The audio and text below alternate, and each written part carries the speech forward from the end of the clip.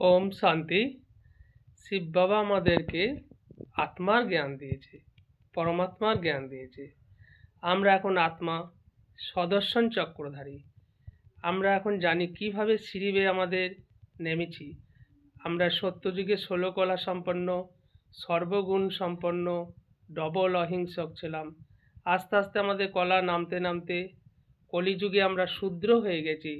কলা রহিত, কোনো কলা নেই, জিরো কলা সম্পন্ন।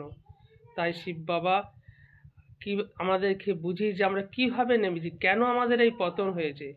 আমরা জ্ঞান চিতা থেকে যখন কাম চিতায় পড়েছি, কাম চিতায় পড়ার ফলেই আমাদের আত্মার কলা কায়া সব চোট হয়ে গেছে। আমরা 16 কলা থেকে জিরো কলায় পরিণত হয়েছি। তাই শিব বাবা জ্ঞানের সাগর আবার এসেছে এই সঙ্গম যুগে। যখন আমাদের কলা জিরো হয়ে গেছে, তখন আমাদেরকে জ্ঞান বর্ষার মাধ্যমে আবার হরা ভরা করছে, আমাদেরকে একদম ভরপুর করে দিচ্ছে। আমাদের যে কলা রহিত হয়ে গেছিলাম, সেখান থেকে আমাদের 16 কলায় নিয়ে যাচ্ছে। আমাদেরকে মনুষ্য থেকে দেবতা বানাচ্ছে, নর থেকে নারায়ণ বানাচ্ছে, আমাদেরকে শ্রেষ্ঠ বানাচ্ছে, আমাদেরকে সদ্গতি দিচ্ছে। সুতরাং আমাদেরকে শিব বাবা জ্ঞানের সাগর এসে আমাদেরকে মাস্টার জ্ঞানের সাগর বানাচ্ছে। আর আমরাও জ্ঞান গঙ্গা হয়ে যাচ্ছি।